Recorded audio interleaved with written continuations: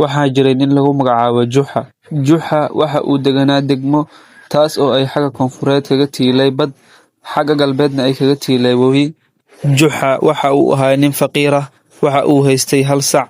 Sacaasoo maalin kasta aadi jiray beeraha Islaameed si uu ugu soo daaqo. Maalin maalmaha ka mid ayaa waxaa dhacday in dadka degmada ay ogaadaan, waxa ayna go'aan ku gaareen in ay sacaas bireeyaan.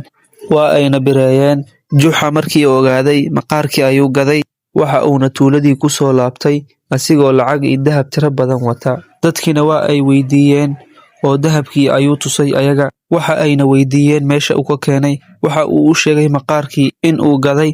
Ayagana waxa ay bilaabeen in ay xoolahooda bireeyaan si ay tuuladaas kale ay u geystaan, ay ugu soo beddeshaan dahab iyo lacag tiro badan.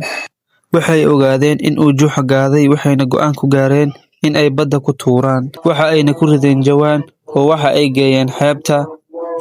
Waxaa maalin kasta meesha soo mari jiray nin ari fara badan wata oo daaqsinka keeni jiray. Ninkaasoo maalin kasta meesha soo mari jiray, waxa uuna ku arkay meesha nin jawaan ku xiran oo meesha yaalo asigoo xeebta maraya. Waa uuna ku soo leexday oo waxa uu weydiiyey waxa meesha dhigay iyo sababta jawaanka loogu xiray. Waxa uu ugu jawaabay in ay dadkiisa meeshan keeneen, ayna rabaan in ay geeyaan boqortooyo badda hoosteeda ka dhisan oo ayna sii doonaan dahab iyo lacag tiro badan. Ninkii ayaa damac galay, waxa uuna ku dhahay ibedel booskaada aan galo. Juxa waa uu ka aqbalay in uu booskiisa galo. Ninkii waxa uu ku wareejiyey xoolihiisa oo dhan. Juxana xoolihii ayuu degmada u soo kaxaystay oo tuulada ayuu la imaaday. Dadkii ayaana weydiiyeen xoolahan meesha uu ka keenay. Markii uu u sheegay, waxa ay go'aansadeen in ay dhammaantood ay badda wada galaan si ay u soo qaataan dahabka. Badda ayay wada galeen. Nasiib darro waxaa dhacday sida ay filaayeen si aanan ahayn.